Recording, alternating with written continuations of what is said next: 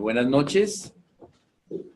Bienvenidos todos en el país, en Colombia y en Latinoamérica a la reunión mensual de acostumbrada que tiene nuestro capítulo. Como ustedes saben, es una reunión bimensual. Hoy tenemos a cargo a una doctora muy especial para nosotros, es la doctora Luzquely Anzola.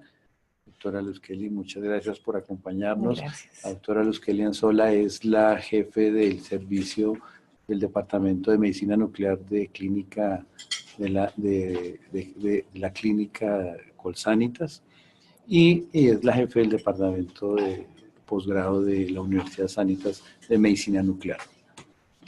Ella hoy nos va a hablar un tema muy interesante, no solamente para nosotros los ortopedistas infantiles, sino para la ortopedia infantil y para la ortopedia general, que es el tema de la repercusión de la medicina nuclear con su aplicación en la patología ortopédica.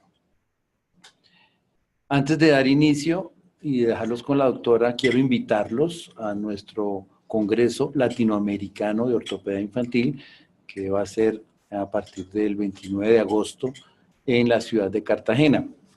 Por favor, están todos invitados, ya pueden realizar sus inscripciones a través de la página de la SCOT, scot.org. Ustedes pueden ver la dirección de la página al pie de página y en la página de la Sociedad Colombiana de Ortopedia y Traumatología. En esa parte van a encontrar una sección que dice eventos. Ahí van a ver la parte de SOCOIN, la Sociedad Colombiana de Ortopedia Infantil, donde pueden realizar sus pagos y sus inscripciones. Por favor, no lo dejen para último momento, porque las inscripciones están ya las listas y podemos ir haciendo las reservas de su hotel y logística y de desplazamiento. Quiero saludar muy especialmente hoy a nuestra secretaria de la Sociedad Colombiana de Ortopedia Infantil, la doctora Astrid Medina, que se encuentra con quebrantos de salud y esperamos su pronta recuperación. Astrid, mejórate pronto que te necesitamos aquí. Sin más reparos, entonces vamos a dejarlos con la doctora Luzquely. Recuerden que ustedes pueden hacer las preguntas al final de la conferencia de la doctora a través del programa Zoom, por la plataforma Zoom, y vamos leyéndola a la doctora para que la vayamos resolviendo. Doctora Luzquely, muchas gracias por estar con nosotros. César, muchas Adelante. gracias por la invitación.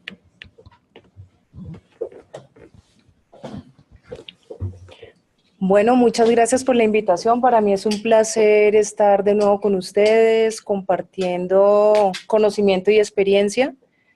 Me he dedicado 25 años a la medicina nuclear y en la ortopedia como el foco y el tema que más me ha apasionado.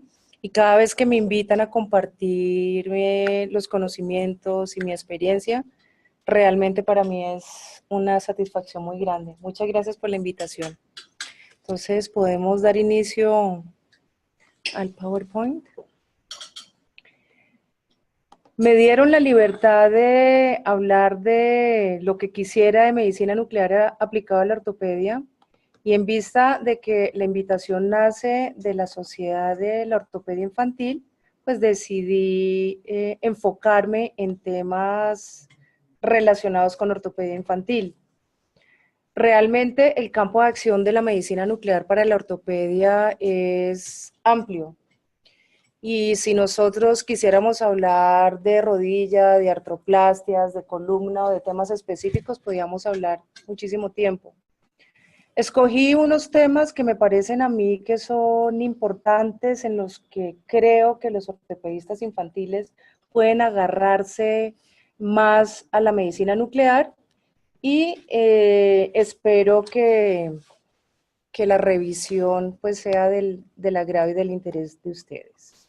Que voy a hacer una pequeña introducción hablando de algunas generalidades para que ustedes se introduzcan en el tema de las imágenes híbridas. Mi charla se llama ¿Cómo las nuevas tendencias tecnológicas en medicina nuclear han impactado a la ortopedia y su práctica? y cómo los estudios de medicina nuclear, gracias a estas nuevas tendencias tecnológicas, han hecho que el puesto de los estudios de medicina nuclear sea diferente en un algoritmo de diagnóstico y en un algoritmo terapéutico. ¿Ya está corriendo bien? Bien. Después de hacer un abrebocas acerca de algunas generalidades, me voy a meter con las patologías en particular. Vamos a hacer algunas conclusiones y al final de la charla vamos a dar unos 10 minutos para las preguntas. Las imágenes híbridas es la nueva tendencia en las imágenes en general, tanto de radiología como de medicina nuclear. La idea es que gracias a los software y a las nuevas técnicas estamos en condiciones de sumar la imagen estructural que da la radiología y la imagen metabólica que da la medicina nuclear para formar las imágenes híbridas. Esto es sencillamente un sketch de fotos en donde uno no sabe si está viendo a Marilyn Monroe o a Albert Einstein, pero la idea es transmitir el mensaje de la sumatoria de las imágenes que da básicamente una nueva información. La gammagrafía ósea, como todos ustedes saben, es un estudio de alta sensibilidad, de fácil disponibilidad, de bajo costo, puede evaluar todo el cuerpo. Se usan bifosfonatos que son radiomarcados, su fijación depende de la actividad del osteoblasto, de la rata de remodelación ósea, de la viabilidad del tejido, de la perfusión local. Por lo tanto, cada vez que uno tiene un estudio de medicina nuclear con una zona de hipercaptación, uno sabe que esa zona de hipercaptación es el producto de muchos factores y no depende de una sola entidad. Esto es sencillamente para explicarles en este corto video. Pero no salió. ¿Qué hago?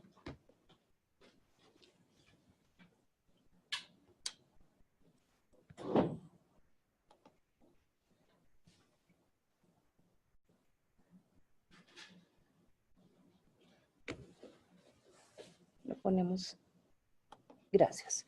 En este corto video, para recordarles, nosotros inyectamos el material reactivo, se va por vía intravenosa y él de manera selectiva, gracias a sus características, se va a colocar encima de la matriz ósea, particularmente en la parte de la matriz que tiene calcio, y a las 2 horas hacemos la adquisición y finalmente tenemos este resultado. Como resultado del anterior, entonces, ya que la medicina nuclear, la gammagrafía ósea convencional, digamos así, el resultado no está ligado a una patología única, en un escenario ideal, la medicina nuclear debería estar unida al CT, a la resonancia o a los rayos X para poderle dar la especificidad que no tiene. En la historia de la medicina nuclear, nosotros empezamos hace muchos años con imágenes solamente planares, luego fueron reemplazadas por imágenes técnicas SPECT, permitiendo discriminar el sitio de la lesión y acercarse con mayor precisión al potencial origen de la lesión. Esta es una característica o una situación muy particular en columna. La introducción del SPECT mejoró la precisión diagnóstica, la especificidad, la sensibilidad y creó la condición desde el punto de vista técnico para el desarrollo de las imágenes híbridas. Cuando uno hace un SPECT, desde planar a SPECT se pudo mejorar en una sensibilidad al 50% de las lesiones detectadas, se reportó una mejoría en la sensibilidad y especificidad de los valores predictivos y se mejoró la caracterización de las lesiones que se presentaban especialmente como lesiones hipocaptantes. No obstante, la información obtenida por una gammagrafía ósea convencional con SPECT no supera el 80% de especificidad. Esto forzó a la industria que crea los software y a los equipos a mejorar definitivamente la información que normalmente teníamos. Entonces vienen los software nuevos y podemos hacer una unión de medicina nuclear con CT, PET-CT o resonancia con CT. de tal manera que hubo una mejoría en la certeza diagnóstica de 55 a 59 lesiones benignas a 94% de lesiones malignas, y en un reporte de una serie de 79 pacientes, el 89% se benefició de las imágenes híbridas en el momento del acercamiento diagnóstico.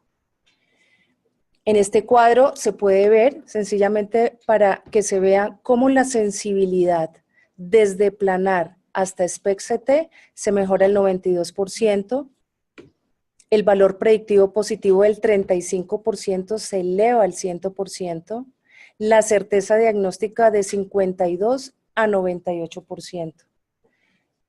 Este preámbulo es sencillamente para decirles a ustedes de la importancia de las imágenes híbridas en la práctica de hoy en día de la medicina nuclear para ortopedia. Esto es sencillamente para que ustedes vean cómo era la medicina nuclear hace muchos años, a punta de planar una imagen en anterior, una imagen en posterior, no teníamos nada. Luego vienen las imágenes tomográficas que me permiten hacer una reconstrucción en 3D de cualquier estructura del esqueleto. Y finalmente vienen las imágenes híbridas, en donde yo soy capaz de unir el CT, la medicina nuclear y lograr la precisión que no tenía con una imagen de medicina nuclear pura. Entonces, ¿cómo ha influenciado el cambio tecnológico de la medicina nuclear a la práctica de ortopedia de hoy? Y creo que no me equivoco, y cuando veo esta foto yo me los imagino a ustedes que gracias a estas nuevas herramientas tecnológicas, ustedes son capaces de lanzarse a hacer unos diagnósticos más certeros sin temor a ir a fracasar o a que el diagnóstico en sus pacientes no sea el adecuado. Vamos entonces a entrar a revisar patología por patología, y como les dije anteriormente, escogí patologías en donde yo creo que la ortopedia se lucra muchísimo de la medicina nuclear. El primer set de patologías, además las estratifiqué por grupo, no voy a hablar ni de PERTES ni de patología independiente, sino un grupo de patologías que tienen una característica. El primer set son aquellas lesiones asociadas a trastornos de la vascularidad, en donde tenemos la osteocondrosis, la isquemia posoperatoria, los defectos osteocondrales. Esto es sencillamente una gráfica para recordar cómo las lesiones isquémicas en los núcleos de crecimiento, que se llaman osteocondrosis, está el PERTES, en la rótula el Cindy Larsen-Johansen, el Schwerman, entre otras. Y de manera general podemos decir que mejor que la resonancia magnética como herramienta de primera mano para hacer diagnóstico de las lesiones vasculares no existe ninguna otra técnica. La medicina nuclear básicamente sale, la gamografía ósea sale en el enfoque inicial diagnóstico de estas patologías. Entonces quise traer esta referencia bibliográfica, es una referencia bastante reciente, sencillamente como para apoyar este concepto que me parece importante. Medicina nuclear, cuando ustedes tienen en su cabeza el diagnóstico de necrosis avascular o de lesión isquémica, si la están pensando, la resonancia es de elección, no es la medicina nuclear. Pero ¿qué pasa cuando ustedes están en el consultorio? El paciente tiene dolor, le mandan unos rayos X, es normal, ustedes no tienen ni idea qué puede tener el paciente. La medicina nuclear puede ser un buen arranque para identificarle si realmente se está presentando una patología en el hueso, y para que ustedes inmediatamente, una vez que medicina nuclear lo puede identificar, ustedes puedan correr de ahí en adelante la técnica imagenológica que más se ajusta. Entonces, si medicina nuclear les llega a decir si realmente estamos sospechando un proceso isquémico, una necrosis avascular, inmediatamente ustedes se van a la resonancia. Este es un ejemplo de nuestra práctica, un niñito que tenía dolor en rodilla izquierda, los rayos X fueron normales, nosotros le tomamos una medicina nuclear y le dimos una hipercaptación en la zona del núcleo de crecimiento de la tuberosidad, dijimos un Schweider-Flatter, nos fuimos a radiología, se hizo una revisión de los rayos X y en ese momento en la revisión se dieron cuenta que sí tenía unos cambios mínimos, que radiológicamente todavía no eran evidentes, pero medicina nuclear ya estaba orientando para dar con el diagnóstico adecuado. Este es otro paciente de nuestra práctica, muy probablemente nada raro que sea el doctor Martínez, que nos manda con alguna frecuencia niños con dolor que de pronto no saben qué es lo que está pasando, y este niño tenía finalmente un diagnóstico de necrosis aquí a nivel del núcleo del calcáneo, un CIBER. Tenemos en la literatura, nos encontramos con revisiones en donde nos demuestran cómo la medicina nuclear se puede utilizar para hacer el seguimiento y como pronóstico. Entonces, en esta serie de 22 pacientes, se estudiaron niños con antecedente de procedimiento quirúrgico y de fijación, en los cuales no se podía realizar resonancia ni CT por los artificios que se producían, y utilizaron a la medicina nuclear y miraron, se les hizo gamografía ósea y miraron qué pasaba con el patrón encontrado en la medicina nuclear y el desenlace, y encontraron que todos los niños después de la fijación que tenían captación normal de la cabeza femoral tenían buen desenlace. Por el contrario, como en este ejemplo, se hace la fijación, se le hace la medicina nuclear y ustedes ven, esta zona es una zona de hipocaptación en donde hay una isquemia importante. Los niños que presentaron este patrón terminaron en microfracturas y terminaron en desenlaces con deformidad y desenlaces indeseables. Entonces, es otra arista de cómo usar la medicina nuclear, no en la fase de diagnóstico, sino de pronto en la fase de pronóstico. Yo estaba mostrando, disculpen, yo estaba viendo acá otra cosa. Bueno, vuelvo a hablar de lo anterior. Estas son las imágenes de lo que acabo de decir. Esta es la fijación, no se toma resonancia ni CT por el artificio, y miren la medicina nuclear demostrando normocaptación en la cabeza como sinónimo de viabilidad. Estos niños tienen buen desenlace. Por el contrario, en este caso, miren esta fractura, es una fractura trocantérica importante.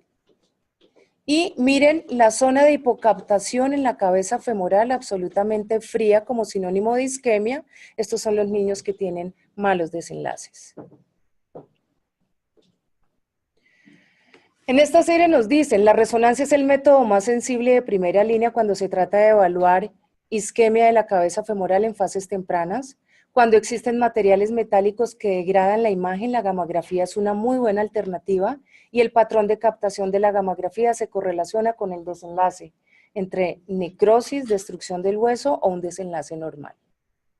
Esta es otra serie en donde también nos están mostrando cómo la gamografía se puede utilizar como factor pronóstico en pacientes que tienen antecedentes de fractura, y en esta serie hacen una correlación entre el patrón gamográfico con diferentes fracturas Garden 1 a Garden 4 y se dan cuenta que las gamografías que mostraron zonas de hipocaptación o zonas frías en la cabeza femoral fueron las que se correlacionaron más con Garden 4, y el 33% de estos pacientes tuvieron necrosis con un mal desenlace. Esta es una foto tomada de este artículo en donde estamos viendo la zona de hipocaptación. ¿Dónde está? No encuentro el mouse acá. Ahí está. ¿Sí? Ok, estaba acá bien abajo. Bien. La zona de hipocaptación de la cabeza femoral mostrando la isquemia. Esto es una imagen fusionada. Ustedes pueden ver entre el fondo, que es la imagen del TAC, y lo rojo es la información metabólica de medicina nuclear.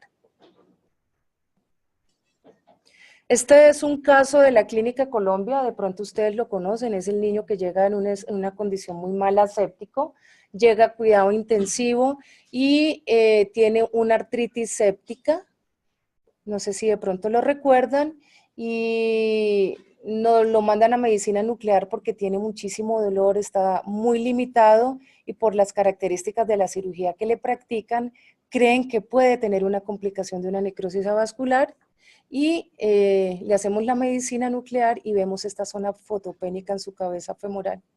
El niño hizo una necrosis avascular, pero además tenía un absceso acá en la zona de la cadera derecha y ustedes pueden ver acá un defecto fotopénico también de su cadera derecha.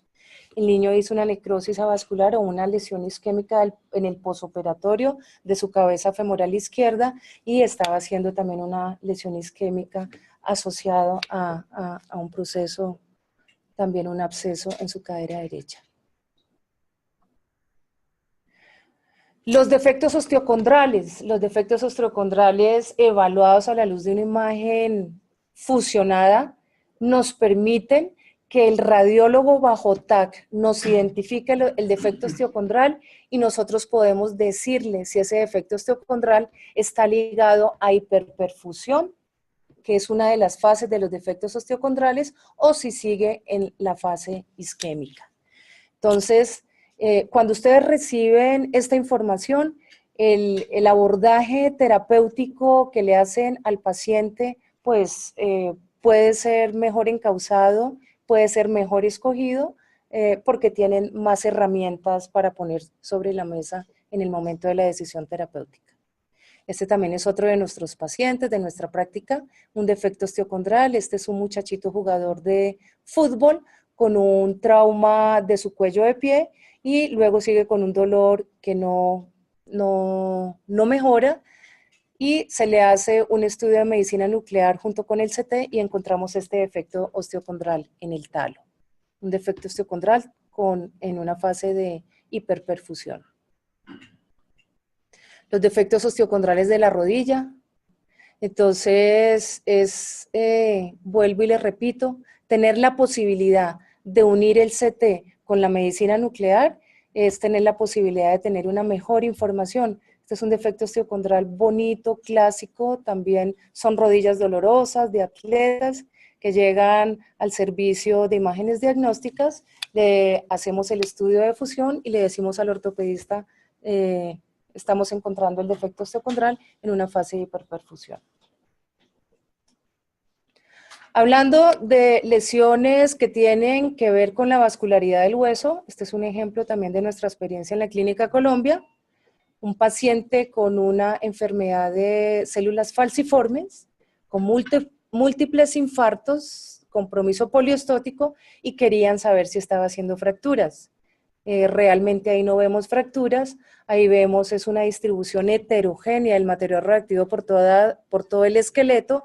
Esto que ustedes están viendo aquí es una zona isquémica, miren que está completamente blanco, no tiene vascularidad, y tenemos una distribución heterogénea por todo el esqueleto que está asociado a múltiples infartos por su enfermedad. Esto negro que ustedes están viendo acá es acúmulo del material reactivo en el vaso por los infartos de la anemia de células falciformes. Siguiendo con otro grupo de patologías, el dolor anterior de rodilla es, digamos así, es común tanto a la población adulta como a la población, digamos, pediátrica grande, ¿no? Esto es un tema en común básicamente de adolescentes, de muchachos que practican sus deportes. Y si hay algo difícil en la ortopedia es el dolor anterior de rodilla, es una articulación muy pequeña pero bastante compleja. Esta diapositiva sencillamente quiere recrearles a ustedes que la literatura en los últimos años, hablando de imágenes híbridas en rodilla, es variada. Los europeos han escrito mucho, los americanos, nosotros acá en Colsanitas nos preciamos porque también tenemos buena experiencia, estamos empezando a escribir. Entonces no son temas nuevos, la invitación para ustedes es que de pronto tengan un contacto un poco más estrecho con la parte de literatura, van a encontrar cosas interesantes.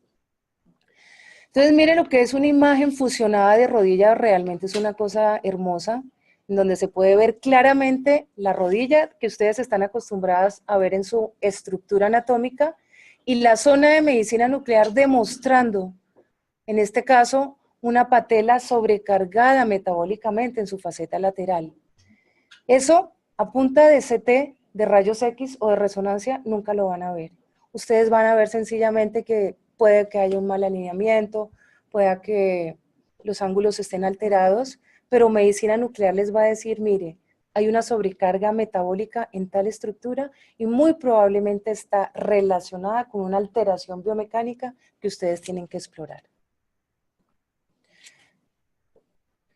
No encontrar una alteración metabólica sobre una imagen de CT muy probablemente quiere estar diciendo que la alteración que su paciente tiene no viene de hueso. Entonces también es importante, una medicina nuclear negativa los puede llevar a ustedes a pensar que lo que están viendo viene de tejidos blandos. Entonces eso les ayuda a encauzar con mayor facilidad de pronto un diagnóstico y una terapia. Este es un ejemplo muy bonito, viendo rodilla derecha, rodilla izquierda, las patelas absolutamente hipercaptantes, son patelas normales en el CT, y mostrándoles a ustedes cambios metabólicos que nosotros interpretamos como hiperpresión. La hiperpresión, gracias a estos estudios híbridos, debe cobrar importancia en digamos así, en las posibilidades diagnósticas de su práctica, ya que a pesar de que no hay manera de ir al gol estándar y medirle los milímetros de mercurio, como se hacía antes a la patela, esto es una manera indirecta de demostrar que la patela puede tener alteraciones de presión, como en el caso de hiperpresión. Esto pues está descrito en la literatura.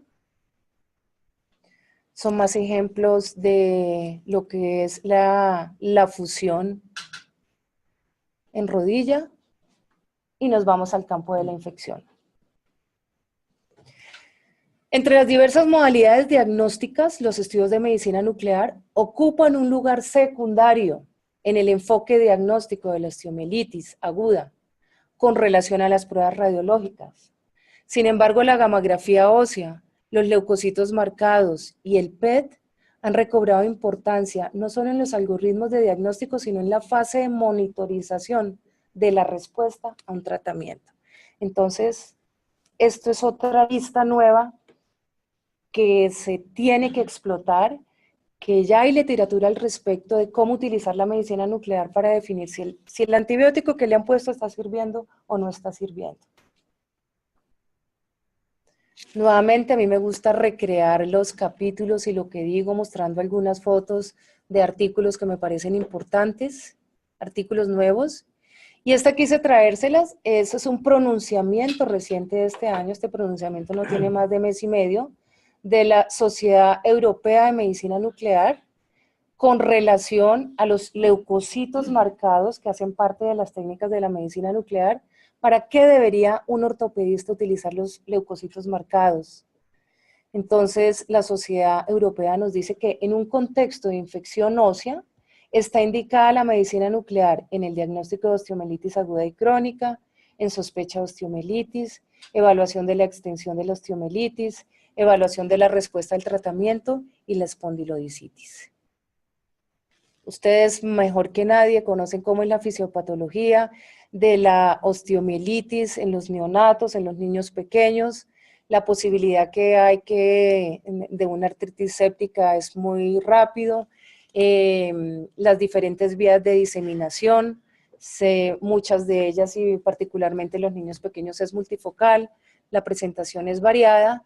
Entonces, ustedes siempre están abocados a hacer un diagnóstico rápido y oportuno, porque es muy importante prevenir las complicaciones a corto y a largo plazo, la sepsis, las infecciones crónicas, la deformación ósea. Y además, los síntomas muchas veces no son claros. Yo he compartido con ustedes casos difíciles en donde no saben ni qué hacer ni para dónde coger.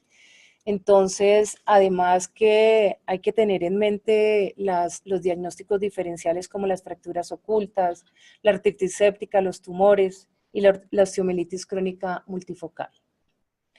Entonces, en el enfoque, en el acercamiento diagnóstico que se le hace a la osteomielitis, ustedes ya todos saben que los rayos X tienen que entrar de primeras. Los rayos X son muy importantes porque descartan otras patologías. La ultrasonografía no se utiliza mucho, pero es muy importante evaluando los tejidos circundantes, el levantamiento temprano del periósteo, también lo puede ver la ultrasonografía. Eso nos lo enseñó el doctor Martínez hace muchos años. El CT también es importante, pero no en la aguda, sino en la parte crónica, porque el CT evalúa muy bien la cortical y los procesos crónicos, y podemos decir que la vedette en la osteomielitis crónica tiene que ser la resonancia magnética. Es el estudio ideal en la osteomielitis aguda, tiene una sensibilidad mayor al 94%, evalúa la extensión local, pero se queda corta diciendo si la infección puede tener un compromiso multifocal. Y ahí entra la medicina nuclear a jugar un papel importante. Entonces, como ustedes se dan cuenta, no se trata de que ustedes empiecen a utilizar imágenes y a superponerlas una sobre la otra de tal manera que no le ayuden, sino más bien se van cogiendo de una a una, extractan lo mejor que se pueda, escogen la mejor que se pueda de acuerdo al contexto y se van agarrando de una a una para ir sumando sus virtudes y poder hacer, digamos así, una práctica con, extractando el mejor rendimiento de todas las pruebas. La gamografía ósea de 3 fases, digamos así que en el enfoque diagnóstico es un estudio interesante porque es fácilmente disponible, permite evaluar todo el esqueleto, nos permite diferenciar cuando hacemos una gamografía si lo que estamos viendo viene de tejido blando o de tejido óseo. Tiene una muy buena sensibilidad, mayor al 90%, pero en los neonatos, niños menores de 2 años, la sensibilidad no llega sino al 30%. Entonces, cada vez que ustedes pidan una gamografía ósea con diagnóstico probable de osteomielitis aguda en un niño de 2 meses y les da negativa, acuérdense que la probabilidad que sea un falso negativo es bastante alta. Y la explicación es que a esta edad el hueso no está muy bien mineralizado y el rendimiento de mi prueba con falta de mineralización es bastante bajo. ¿Cuál es la utilidad entonces? Entonces, una gamografía ósea enfrente de una osteomielitis interrogada debe ser el primer test siempre y cuando los rayos X de entrada sean negativos, la resonancia sea negativa y la clínica no sea conclusiva. Además, en caso de querer establecer multifocalidad del proceso infeccioso, ahí tienen que echar mano a la medicina nuclear. ¿Qué se puede esperar desde el punto de medicina nuclear como patrones de osteomielitis? Lo que sea. Entonces, ¿qué pasa? A nosotros nos llega un paciente con una probabilidad pretest alta de que tenga una infección, la PCR, la BCG. Entonces tenemos que tener mucho cuidado porque cualquier cosa puede ser osteomielitis. Desde un pequeño ensanchamiento del núcleo, de la banda de crecimiento, como en este caso, eso es una osteomielitis. En un contexto de probabilidad pretest alta. Hasta una zona más evidente en la primera y en la segunda fase y en la tercera fase, que es lo que nos han enseñado a todos, hasta un foco de captación intenso absolutamente evidente, o fíjense en este caso es de la Clínica Colombia, neonato de 2 años, y lo único que vimos fue una zona de hipocaptación en la segunda fase del estudio y una tercera fase normal. Este niñito tenía una sinovitis y este niñito tenía una osteomielitis en su fémur izquierdo, luego detectado. ¿Dime? 2 meses o 2 años. No, 2 meses. Dije, perdón, es un niñito de 2 meses, es un neonato. Entonces, con una fase tardía normal y una segunda fase anormal. Entonces, ¿qué quiero resaltar? Vuelvo y digo, cualquier cosa que veamos con una probabilidad pretest alta nos tiene que hacer sospechar a nosotros que estamos enfrente de una osteomielitis. ¿Esto qué ha permitido? Que ustedes puedan coger osteomielitis muy tempranas. Ustedes saben que los rayos X se hacen positivos después de 2 semanas. Y la precocidad en el diagnóstico es un desenlace muy bueno, pues son unos muy buenos resultados. Estos son más ejemplos de focos de osteomielitis, zonas de hipercaptación bastante evidentes, aquí en el dedito, en el fémur, en la columna, en el esternón, y miren esta zona hipocaptante, eso también es una osteomielitis. A veces, cuando se forman abscesos o cuando el evento isquémico genera mucha presión adentro del hueso, no permite que el material radioactivo entre y se expresa en mi imagen como una zona donde no llegó el material radioactivo, sencillamente por el aumento de la presión intraósea. Entonces, ya saben cómo usar la gamografía ósea. Ahora miremos a ver los leucocitos marcados, que es otra herramienta que está dispuesta fácilmente para ustedes. La literatura ha reportado la gran utilidad en los adultos y particularmente en la evaluación de las prótesis. En los niños el diagnóstico de osteomielitis en hueso sano previo no necesita esta técnica, o sea, no tienen por qué pedirla. El requisito de la técnica además es extraer 50 centímetros de sangre para manipularla, cosa que también hace que los leucocitos, digamos así, no tengan un papel importante en el abordaje diagnóstico de los niños. Entonces, si no son los leucocitos, si la medicina nuclear con gamografía ósea tampoco ayuda, porque suele pasar que el niño está malo, la probabilidad preta es alta y todo empieza a salir negativo. Resonancia, rayos X, medicina nuclear. Todavía tienen una alternativa con medicina nuclear, que es el PET. El PET, aquí en Colombia nosotros tenemos varias máquinas de PET, en Bogotá tenemos 4. ¿Qué se hace con el PET? Se marca la glucosa. Entonces nosotros estamos en condiciones de ver las enfermedades en función del consumo de la glucosa. Por eso los tumores que comen mucha glucosa, las infecciones que comen mucha glucosa, cuando nosotros inyectamos glucosa marcada, en esos estados patológicos de alto consumo de glucosa se va a depositar la glucosa marcada y vamos a poder ver la enfermedad en función del consumo de la glucosa.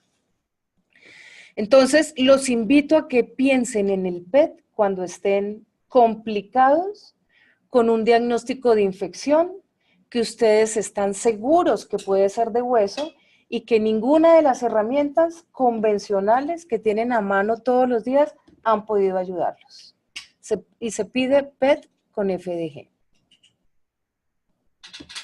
Entonces es la técnica de elección en caso de infecciones también bacterianas hematógenas para ubicar el sitio de origen y de localización multifoco. Y lo malo es que no discrimina entre tumor versus infección, pero vamos a la probabilidad pretest. La probabilidad pretest es la que tiene que decir si están enfrente de una neoplasia o están enfrente de una infección. Entonces, ¿cómo ganamos en medicina nuclear especificidad? Con probabilidad pretest. Utilidad entonces del FDG en los niños en la osteomielitis, así como resumen. Entonces, en un algoritmo diagnóstico, si los estudios de detección inicial, incluyendo la gamografía ósea, son negativos, el PET debe ser el estudio siguiente.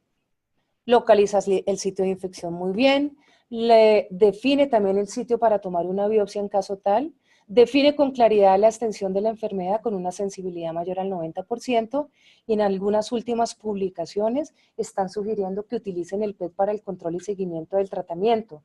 Es decir, ustedes le pueden dar antibiótico a su paciente y si el paciente no mejora, ustedes pueden hacer un PET para verificar si la infección está controlada o no y si finalmente el resultado del tratamiento fue efectivo. Este es un PET, un niño con una osteomielitis del maxilar inferior que hizo siembras bacterianas en el fémur. Este es un artículo también interesante en donde están demostrando, la serie es pequeñita, pero por lo menos nos están abriendo la posibilidad de pensar en estas herramientas diagnósticas para ser utilizados, por ejemplo, en caso de verificación de buena respuesta al tratamiento. Esto se utilizó el PET en 16 niños para verificar después de una osteomielitis aguda si seguía o no la infección, como es en este caso, a pesar del tratamiento antibiótico, seguíamos teniendo hipercaptación como sinónimo de infección persistente. Fracturas ocultas y lesiones deportivas. Entonces yo creo que la protagonista, para mi gusto, de las lesiones deportivas en nuestros atletas es el dolor lumbar. Es un motivo muy frecuente de nuestros atletas y la espondilolisis como causa de este dolor lumbar.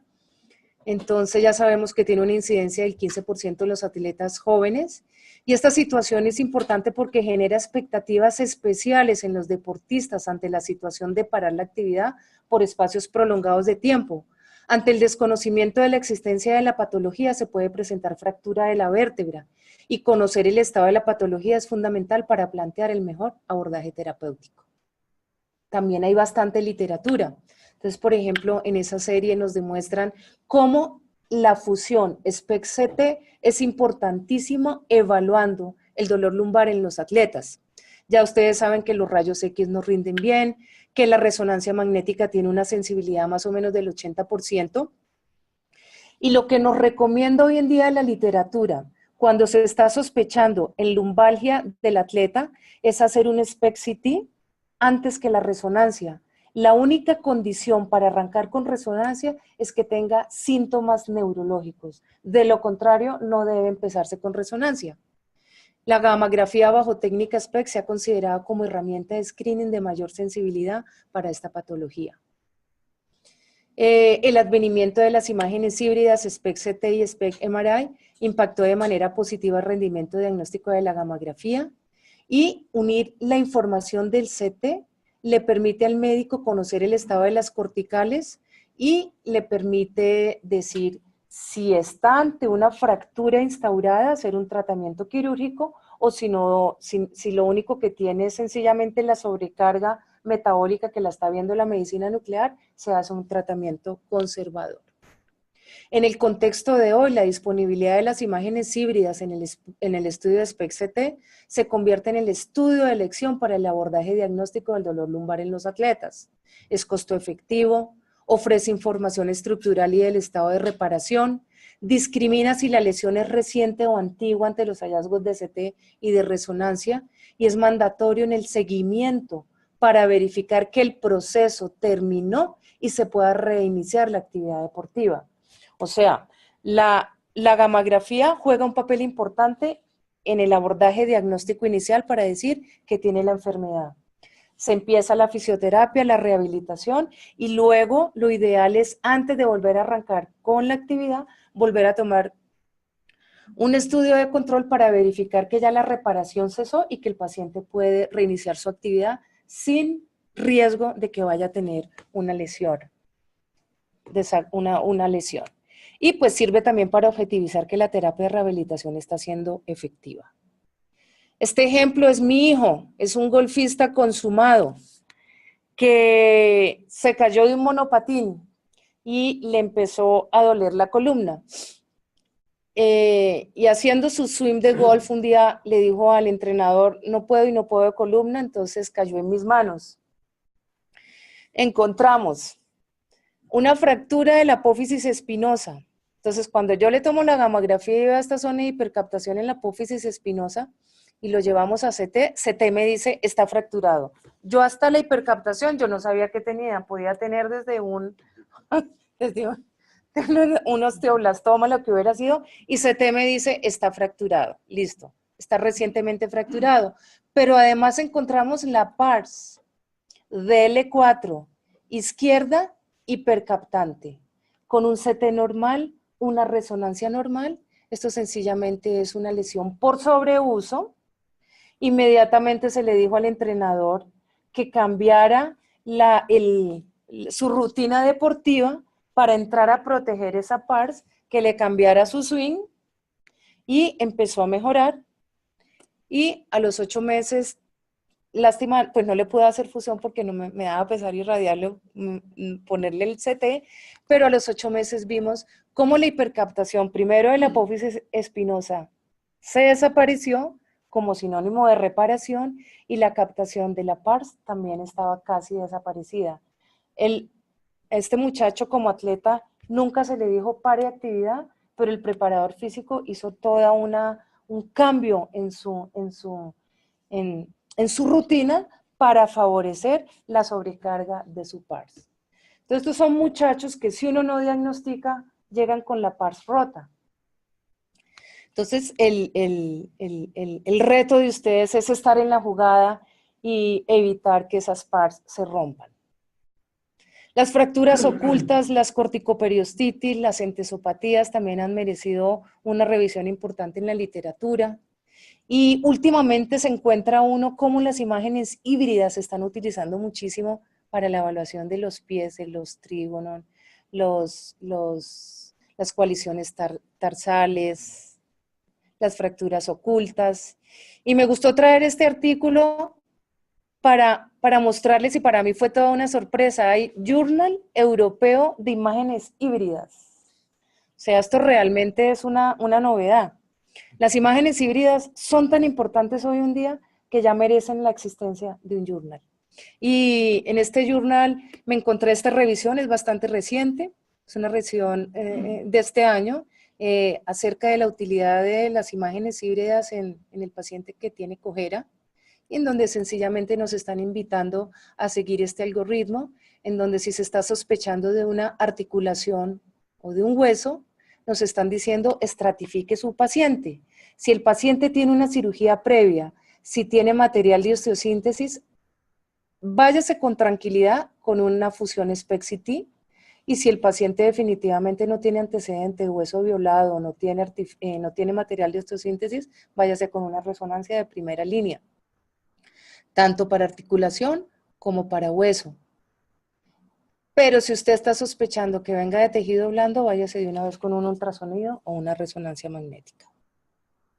Estos son todos pacientes de nuestra experiencia. Este es el pie del hijo de un colega, un muchachito de 13 años, que le dolía y le dolía y le dolía, y juraban que tenía pie plano y le cambiaban la plantilla y no sé qué. Y alguien dije, oiga, hagámosle una fusión, y le encontramos esta barra tarsiana acá. Lo operaron y el niñito está divinamente. Son fracturas ocultas de muchachitos. Ahorita, como tenemos de moda los triatlonistas jóvenes, los adolescentes y pues la gente joven también, y todo el mundo quiere hacer triatlón, hacen sobreuso y hacen esos dolores que no saben, los rayos X son negativos, y encontramos nosotros fracturas ocultas. Esto es una muestra de fracturas ocultas de nuestra experiencia. Son corticoperiostititis, miren cómo se ven, son acúmulos lineales en las apófisis. También podemos ver zonas de hipercaptación en la zona de inserción del tendón aquiliano, como entesopatías, fracturas corticoperiostititis, shin spleen, más fracturas en gente que corre,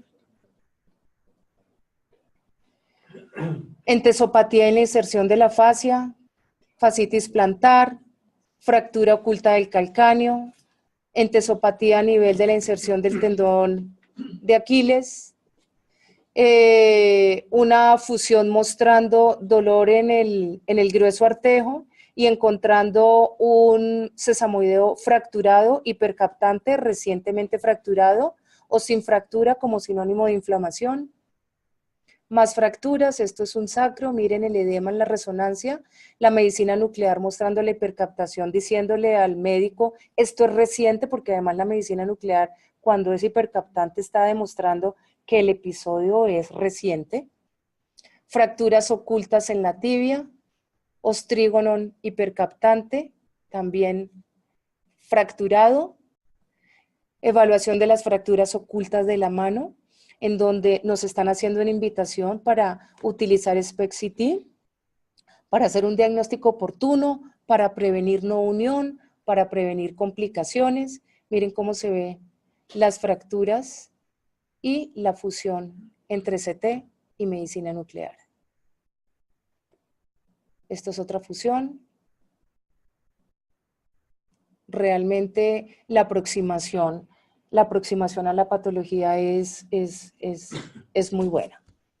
A manera de conclusiones, entonces podemos decir que las imágenes híbridas mejoran el acercamiento diagnóstico a la patología ortopedia, de tal manera que el médico tratante se beneficia de tener en una sola imagen el detalle anatómico y el estado metabólico de las anormalidades.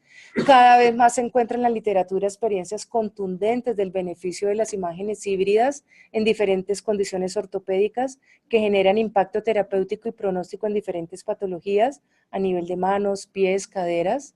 La técnica PET se posiciona en el algoritmo del abordaje diagnóstico infeccioso como una herramienta promisoria para evaluar la respuesta al tratamiento y la remisión de la infección.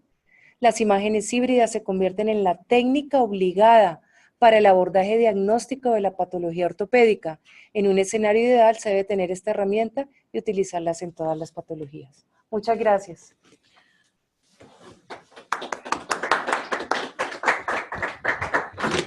Luz Kelly, muchas gracias por tan interesante conferencia. No solamente fue interesante, sino que aprendimos mucho. De verdad que aprendimos y que se ha logrado el objetivo, por lo cual ha sido muy interesante y te agradecemos mucho. Bueno. Luz Kelly, hay mucho residente y hay mucho ortopedista recién salido que está observando esta conferencia y está en este momento montado. ¿Cómo hace un ortopedista exactamente para solicitar estas imágenes híbridas, ¿sí? Para, por ejemplo, esas imágenes tan interesantes que nos mostraste sobre las patelas, sobre el mal alineamiento patelofemoral. O sea, esto realmente es muy novedoso. Lo que nos mostraste en el diagnóstico de las barras tarsianas, créame que esto para nosotros los ortopedistas va a ser una herramienta muy útil, porque muchas veces no sabemos cómo diagnosticarlo y no sabemos qué es lo que vamos a hacer. ¿Cómo hacemos exactamente para solicitar un especialista estas imágenes híbridas? Entonces, ustedes examinan a su paciente, ustedes sospechan que la patología la tiene en pie en tal parte y ponen una orden que diga se solicita estudio de fusión, gammagrafía ósea, SPECT contra CT. Ok. ¿Sí? La mayoría de las fusiones, ¿perdón? Ah, ok. Ahorita leemos. Termina. Ok. Las fusiones, la mayoría de fusiones se hacen con CT. Eventualmente la podemos hacer con resonancia. Entonces, por ejemplo, la columna, dependiendo de la patología que uno quiere investigar, pues puede pedirlo contra resonancia o contra CT. Entonces, sencillamente la orden dice fusión, SPECT, CT o SPECT, resonancia. Y para infección igual. Para infección igual. Ok. Bueno, hay una pregunta, Sarita, ¿nos las puedes leer, por favor? Entonces, la doctora Geraldine Rincón, gracias por su pregunta. PET en Bogotá. PET en Bogotá tiene el instituto, me voy a empezar del sur hacia el norte. Instituto Nacional de Cancerología, la Clínica El Country, la Fundación Santa Fe de Bogotá, IDIME, y dentro de poco ya la cardioinfantil empezó y la cardioinfantil en Bogotá. ¿Sabes fuera de Bogotá, para la gente que está fuera de Bogotá, en algún sitio que bueno, sepas? Medellín. Medellín, Cali. Acá me ayudan. ¿Quién tiene en Medellín? Es que yo no conozco Medellín. Las Américas. El Pablo Tobón. Bueno, Medellín tiene las Américas, en Cali tiene la Fundación Valle de Lili. Barranquilla. En Pablo Tobón están haciendo. Barranquilla también tiene PET. Bucaramanga no. Bucaramanga no. Bueno, por favor, estamos invitando a todos los participantes que hagan sus preguntas a través de la plataforma Zoom. Hay una pregunta del doctor Gilberto Herrera, aquí en Bogotá, dice, ¿Estas imágenes fusión requieren justificación no post? No, no, para nada, para nada. O sea, No necesitan, es sencillamente un estudio de medicina nuclear convencional porque es una gamografía ósea a la cual se le está adicionando el CT. No, no necesita. ok, bueno. Es importante que los laboratorios de medicina nuclear tengan el software para fusionar, ¿no? Entonces, la mayoría de las gamacámaras hoy en día que existen en Colombia, que son gamacámaras nuevas, fusionan, la mayoría. Son muy pocas las que no tienen la probabilidad de fusionar. O sea, se hace en el mismo sitio. Sí, hay unas cámaras que vienen el CT y la medicina nuclear integrado. Otras cámaras fusionan en paralelo. Se toma un día la medicina nuclear, otro día se toma el CT y el software arrastra y une. Okay. Sí, muy interesante, sobre todo lo que nos dice la doctora Anzola del manejo de la infección. Me parece muy interesante el manejo de la infección, no solamente antes del diagnóstico, sino también es una herramienta muy importante para el manejo no solamente quirúrgico, sino antibiótico, que va a ser reforzado. Es muy importante. Bueno, no sé si habrá alguna otra pregunta. Dice la doctora Astrid Medina, ¿hay alguna contraindicación para estas imágenes fusión? No, Astrid. La radiación que se recibe por efectos de la medicina nuclear juntada con el CT es un nivel de radiación muy bajo, muy seguro. Pueden estar completamente tranquilos que no van a generar ninguna sobreirradiación en la población pediátrica. De hecho, hay un concepto hoy en día que se está manejando desde el punto de vista de radioprotección que se llama hormesis, que es una cosa absolutamente, digamos así, puede llegar a tumbar un paradigma. Y es que para que a uno le haga daño la radiación, tiene que recibir unas dosis demasiado altas, estilo accidente de Chernobyl. Sí. Luz Kelly, ¿podrías profundizarnos un poquito ese concepto que nos dijiste acerca de los leucocitos marcados en niños? Sí. ¿Se debe o no se debe? ¿Cómo es eso? No debe ser una herramienta que ustedes deban tener, digamos así, no deben pensar en ella. Técnicamente, sacarle 50 centímetros de sangre a un niño, a un neonato, es demasiado. Entonces, si yo tengo un PET que me va a evaluar lo mismo, en donde no tengo que sacar sangre, en donde desde el punto de vista de radiación y costo-beneficio muy probablemente va a ser mejor que el leucocito, entonces no creo que tenga por qué pensar en el leucocito para la población infantil. El leucocito rinde muy bien cuando el hueso es un hueso violado, es un hueso que tiene una prótesis, es una columna no, columna tampoco, es una rodilla, es una cadera, rinde muy bien y son el gol estándar. Pero en la población infantil, donde la mayoría de veces no son niños instrumentados, sino que llegan con sus osteomielitis hematógenas, con sus huesos previamente sanos, el leucocito no tiene nada que hacer. Entonces no tienen... ¿Qué recomiendas entonces? Entonces, si estamos en Bogotá, porque es que además también depende de dónde estemos y qué tengamos. Si estamos en una ciudad que tenga PET, se van con el PET. Entonces, en un algoritmo, ¿cómo puede ser? Si ustedes piensan que tiene una osteomielitis de cadera, hacen sus laboratorios y pasan inmediatamente rayos X, que es importante, resonancia magnética. Si resonancia magnética dice ahí está la osteomielitis, paran. Si resonancia magnética dice que es negativa, pasan a medicina nuclear convencional, gamografía ósea. Si la gamografía ósea es positiva, paran, no tienen que hacer más nada. Si gamografía ósea es negativa, ustedes ahí van blanqueados en todo. Tienen que echarle mano al último escalón que se llama PET. Esa es más o menos la manera de abordar este tipo de pacientes. Pero leucocitos nada. Ahora, si están en Buga no hay mucho. Esto puede ser una exageración, donde ni siquiera tienen PET. se puede trabajar con el galio 67, que se trabajaba hace muchos años, pero todavía hay zonas en donde el galio es la única alternativa que se tiene. No quise hablar de galio porque galio no hace parte como de las herramientas de hoy y la idea de la charla era traerlo de hoy. Pero cuando no se tiene PET, se puede tener galio y usualmente eso pasa pues en las ciudades más pequeñas. El indio creo que también se utilizaba, ¿no? El indio realmente, para hablar de molécula para infección, indio es una manera incorrecta. El indio es sencillamente el material radiactivo que me permite ver la molécula. Entonces, el indio marcaba los leucocitos. Ahora se marcan con tecnesio. Entonces, cuando ustedes oyen hablar de indio, o cuando tienen en su cabeza el indio, están hablando de leucocitos.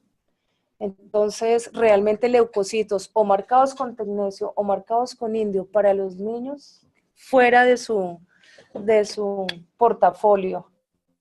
Hay otra pregunta. El doctor Herrera, Bogotá, dice, ¿se puede pedir en malalineamientos de los miembros inferiores SPECT-CT confirmar que el malalineamiento está sobrecargando las articulaciones? Sí, hermosísimo. Nosotros tenemos una experiencia bien bonita en esos trastornos rotacionales, torsionales, en donde van a ser de pronto osteotomías valguizantes o varizantes.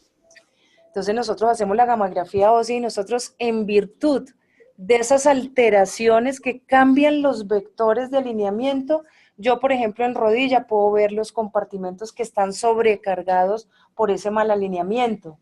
Entonces, se ve perfectamente. Entonces, si ustedes van a hacer de pronto una osteotomía y van a sobrecargar un compartimento, yo en un estudio de fusión les puedo decir si ese compartimento que ustedes quieren sobrecargar, lo pueden sobrecargar más o tienen que tener mucha prudencia y no sobrecargarlo porque se lo van a trasladar la enfermedad de un lado, la trasladan al otro. Entonces, eso es una indicación bonita y que está al lugar, sí se usa. Okay. Otra pregunta del costo promedio. Dice, ¿cuál es el costo promedio de un estudio? Voy a hablar del costo de nosotros que tenemos una medicina parecida a la particular. Una fusión puede estar por el orden de 800,000 pesos, combinando CT y combinando medicina en gamografía ósea. Este costo, por supuesto, cambia en las diferentes ciudades dependiendo de los mercados, pero digamos que un costo promedio puede ser 800,000 pesos, más o menos, dependiendo de la ciudad. Bueno, muchas gracias, Luz Kelly, por tu excelente conferencia. Creo que hemos aprendido mucho. No quiero terminar sin darle las gracias a Suplemédicos, quien ha hecho posible esta reunión, como todas las reuniones. Muchas gracias, Sarita, muchas gracias a Ángela y a los participantes, todos los participantes que están aquí en la Sociedad de Ortopedia. Los esperamos, por favor, agéndese para el mes entrante, a finales del mes entrante, para el Congreso Latinoamericano de Ortopedia Infantil. Por favor, hagan sus inscripciones. Hay un curso precongreso de pie equinovaro, Ponseti, viene el doctor Morcuende, por favor, eso es muy importante, viene el doctor Castañeda también, y importantes personalidades a nivel latinoamericano y a nivel internacional, que nos va a dar una altísima calidad académica a nuestro curso, además de los conferencistas nacionales que están invitados. El hotel. Va a ser en el Hotel Intercontinental, gracias al doctor Martínez por recordar, muy importante. Recuerden que es en el Hotel Intercontinental en Cartagena, en Boca Grande. Entonces nos vamos a encontrar en Cartagena el mes entrante a todos nuestros amigos ortopedistas infantiles, ortopedistas generales de Colombia y de Latinoamérica. Allá los esperamos. Mil gracias. Bueno, muchas gracias. Gracias. Buenas noches. Chao.